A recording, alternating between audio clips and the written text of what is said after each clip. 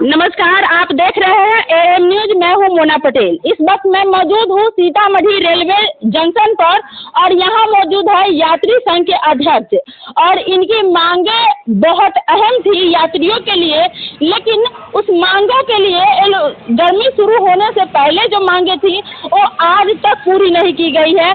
जानते हैं इन्होंने क्या क्या मांगे की थी। धन्यवाद मोना जी। मांगे तो लगातार हम लोग 2-3 वर्षों से कर रहे हैं, लेकिन पता नहीं है ना क्यों रेलवे विभाग उस सब चीज़ों पर ध्यान नहीं दे रहा है। अभी आपने जैसे गर्मी की बात की है, सही कहा है आपने। अभी अप्रैल में हमने वाटर वेंडिंग मशीन के लिए यहाँ पर चर्चा की थी डीआरएम साहब से। उन्होंने कहा कि बस तुरंत चालू हो जाएगा, लेकिन 1 महीने बीतने के बाद फिर से रिमाइंडर करने पर उन्होंने कहा कि भाई खेद है, अब चालू हो जाएगा। और स्थिति ये है कि आज या कल है ना एक वाटर वेंडिंग मशीन अभी सीतामढ़ी में चालू हुआ है।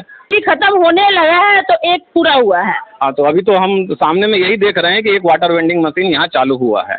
अब आगे क्या होगा पता नहीं। यह तो एक विषय है, इसके अलावा कई विषय है जो सीतामढ़ी रेलवे स्टेशन पर यात्रियों की सुविधा के लिए एक बेसिक चीज़ें हैं। ऐसा नहीं है कि हम यह कह रहे हैं कि आप इंफ्रास्ट्रक्चर ले आइए, यहाँ पर 200-500 करोड़ रुपया खर्चा कर दीजिए। हमारा उद्देश्य ये है कि जो सुविधा है उसी को रीअरेंज करके आप सुविधा दें। आज आप देखिए ना, कहते हैं यहाँ पे ट्रेनों के आवागमन की बात है कि एक फिक्स समय में 2-3 ट्रेनें चलती हैं, उसके बाद 2-4-6 घंटे 8 घंटे तक कोई ट्रेन नहीं है और लोग है ना प्रतीक्षा करते रहते हैं। आपको उदाहरण के तौर पर मैं बताऊं, अभी दानापुर रक्सौल ट्रेन है, 8:05 में खुलती है और उसी समय एक समस्तीपुर मुजफ्फरपुर ट्रेन है, वो भी 8 मिनट के अंतराल पर खुलती है। एक में काफ़ी भीड़ रहती है, एक में रस कम रहता है और उसके बाद अब दोपहर तक लोगों को प्रतीक्षा करनी पड़ेगी मुजफ्फरपुर जाने के लिए। स्पीड का चक्कर है वहीं पर। यहाँ पर स्पीड इतनी धीमी है कि जो रोड से अगर हम बस से जाएं तो 3.5 घंटा में पहुँच जाएंगे और ट्रेन से जाएंगे तो 5.5 घंटे में पहुँचेंगे। जबकि रेलवे को अपना ट्रैक देना है, अपनी सारी सुविधाएं, चीज़ें बहुत हैं, लेकिन अगर कहते विभाग अगर ध्यान से देखे समझे तो सीतामढ़ी के यात्रियों को बहुत सारी सुविधाएं खड़ी हो सकती हैं, मिल सकती हैं। लंबी दूरी की ट्रेनें हैं जो मुजफ्फरपुर सीतामढ़ी में खड़ी रहती हैं, वो सीतामढ़ी से शुरू हो। एटीवीएम मशीन है, ऑटोमेटिक टिकट वेंडिंग मशीन, इसके बारे में कई महीनों से बात हो रही है और डीआरएम साहब ने ना कहते हैं आज से 6 महीने पहले कहा कि भाई 2 इंस्टॉल हो जाएगी। आज तक एटीवीएम मशीन है ना इंस्टॉल नहीं हुई। आप देखिए छोटी सी बात है ना जिसका चर्चा करने की जरूरत नहीं, जो यात्रियों से जुड़ी हुई बात नहीं है। 100 फीट ऊंचे झंडे की बात है। भारत सरकार है ना हमेशा है ना तिरंगा यात्रा को लेकर काफ़ी सेंसिटिव रही है और अच्छी भी बात है, लेकिन एक 100 फीट झंडे के लिए ना कहते हैं कितने महीनों से कितने सालों से प्रोसेस चल रहा है कि इन प्रोसेस तो ये व्यवस्थाएं हैं ना, इसलिए हम लोग क्षुब्ध हैं ना कहते हैं। आप यात्री संघ के अध्यक्ष हैं, फिर भी आप यात्रियों के लिए मांगे करते हैं कि यहाँ पर पानी की व्यवस्था बेहतर हो, यहाँ पर लोगों की आवागमन की व्यवस्था सही हो, लोग को कहीं जाने की व्यवस्था सही हो, लेकिन आपकी मांगे भी नहीं सुनी जा रही है। जवाब आता है, ऐसा नहीं है कि जवाब नहीं आता है। ईस्ट सेंट्रल रेलवे से भी मेरे को पत्र आते हैं, डीआरएम ऑफिस से भी मेरे को जवाब आता है, लेकिन एग्जीक्यूट नहीं होता है। अभी आपने कहा कि जो ट्रेन रक्सौल से दानापुर के लिए खुलती है और ट्रेनें जो है समय पर नहीं पहुंच पाती है और एक ट्रेन खाली जाती है, एक भर के जाती है, तो अगर वो ट्रेनें भरे, इसके लिए आप क्या चाहते हैं? रक्सौल से दानापुर वाली ट्रेन कब खुलनी चाहिए? मेरा ये कहना है कोई भी यात्री सफ़र किसी उद्देश्य के लिए करता है, चाहे वो अपने ना कहते हैं व्यवसाय से जुड़ा हो, मेडिकल से जुड़ा हो या ऑफिस मेंटेन करना हो, चाहे वो सरकारी हो या निजी हो, तो यात्रियों को इस प्रकार से ट्रेन का शेड्यूल होना चाहिए कि वो अपने घर से निकलने के बाद ऑफिस टाइम पर, मेडिकल टाइम पर या स्कूल टाइम पर ना पहुँच सके। यहाँ स्थिति है कि ना कहते हैं किसी भी समय ट्रेन चला देना है, किसी भी समय ट्रेन को वापस ले आना।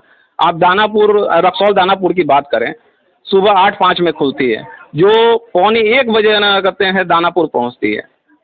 यह बड़ी अजीब सी विडंबना है कि 12:45 बजे पहुंचने के बाद पाटलिपुत्र से वो यात्री ना पटना जाएगा, 1 घंटे के बाद 2-2:30 बजे पहुंचेगा और वापसी की ट्रेन 2:30 बजे है, जबकि उस ट्रेन को सुबह 7 बजे 6:30 बजे सीतामढ़ी से खुलनी चाहिए, जो 10 बजे 10:30 बजे तक पाटलिपुत्र पहुंचे, वहाँ लोग अपने जिस भी उद्देश्य के लिए गए वो काम पूरा करें और शाम में 6 बजे वहाँ से खुले।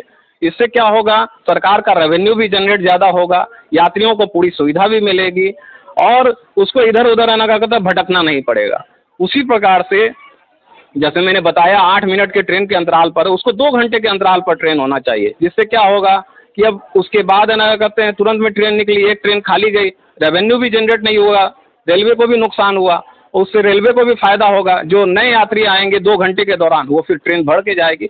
तो इन सब चीज़ों का चिंतन करना चाहिए।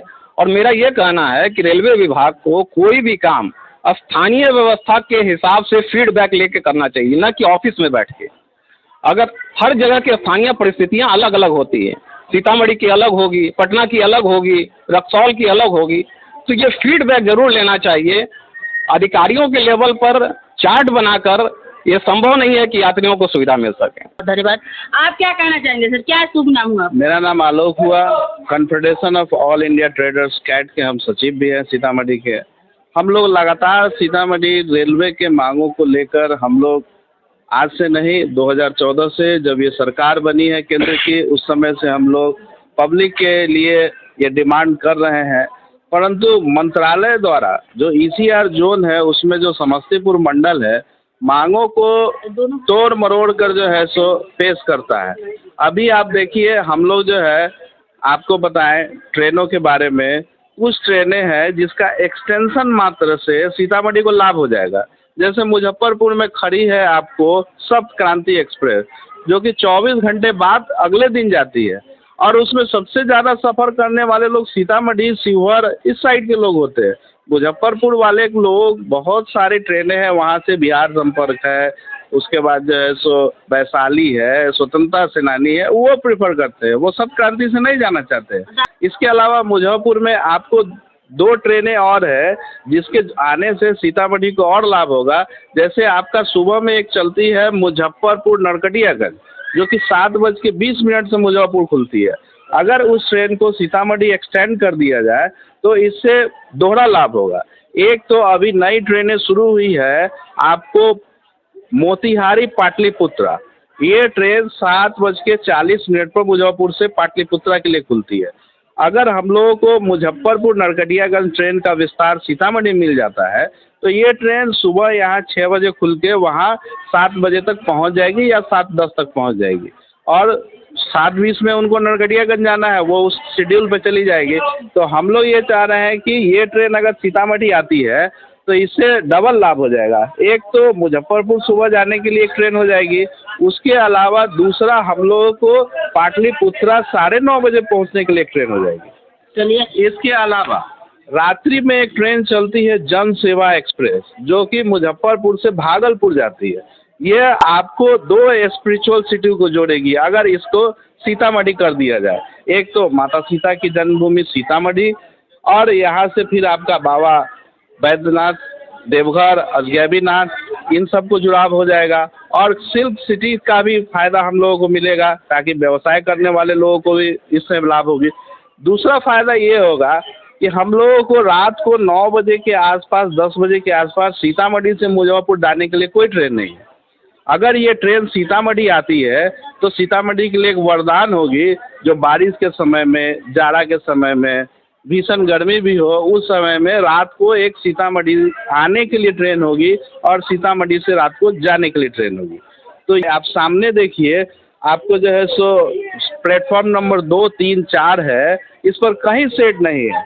और दिन में जो ट्रेनें चलती है 12:30 बजे और 3 बजे के आसपास में जो ट्रेन खुलती है वो उसी ट्रैक्स पे आती है। तो उसमें आप यात्रियों के हिसाब से अगर जो ऑफिस में AC में बैठे जो अधिकारी है वो कभी आके देखे कि आम जनता को कितनी तकलीफ है, वो कभी धूप में, चिलचिलाती धूप में इस ट्रेन को पकड़ने आए, तब उनको समझ में आएगा कि इन ट्रेनों में पकड़ने के लिए कितनी दिक्कत होती है।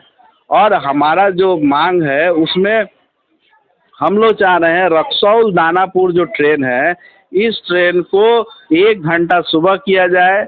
और इस ट्रेन में इतनी भीड़ होती है, खास करके इसमें जो स्कूल पढ़ने वाले बच्चे हैं, कॉलेज के, वो लोग इससे सफ़र करते हैं, तो उनको इस ट्रेन में जाने के लिए बोगी बढ़ाई जाए। ये टिकट काउंटर का काफी समस्या है। उस दिन रात्रि को 1:30 बजे मैंने देखा लगभग 500 से ज्यादा लोग लाइन में खड़े थे जो लिच्छवी ट्रेन पकड़ने के लिए, लेकिन टिकट एक ही काउंटर पर कट रहा था और वो संभव नहीं था कि 1 घंटा के अंदर जो टिकट कट जाए।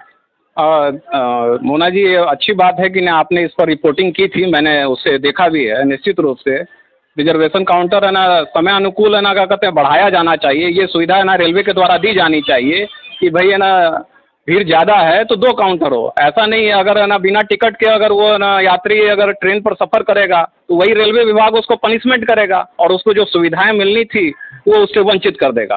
तो इस पर तो रेलवे को तो खुद ब खुद संज्ञान लेना चाहिए। उसके रेवेन्यू का मामला है, ऐसा भी नहीं कि है ना कहते केवल यात्रियों की सुविधा का मामला है, रेलवे के रेवेन्यू का भी मामला है। इसको ध्यान देना चाहिए और हम लोगों ने बराबर मांग भी की है और आपके जो रिपोर्टिंग है उसके बाद से हम इंसिस्ट भी हुए हैं इस पर, फिर से हम इस पर आगे बढ़ेंगे। रही रक्सौल दानापुर की बात जो आपने अभी चर्चा की, आलोक जी ने जो एसी की बात की है, शुरुआत जब हुई थी उसमें 15 बॉगी थी, उसके बाद उसको 10 बॉगी कर दिया गया, बीच में उसको 8 बॉगी कर दिया गया, फिर 10 बॉगी कर दिया गया। ये क्यों हो रहा है मेरे को पता नहीं है, जबकि एक ट्रेन है दानापुर के लिए सुबह में तो उसको 15 बॉगी की 15 बॉगी आपकी भरी भी जाएगी। आप कभी है ना 8 जो बॉगी है उसको देखिए, जैसे लग रहा है कि कचरे की तरह है ना, क्या कहते हैं, यात्री उसमें भरे हुए हैं। क्यों नहीं संज्ञान ले रहा, क्यों नहीं देख रहा है रेलवे विभाग, मुझे समझ से परे है।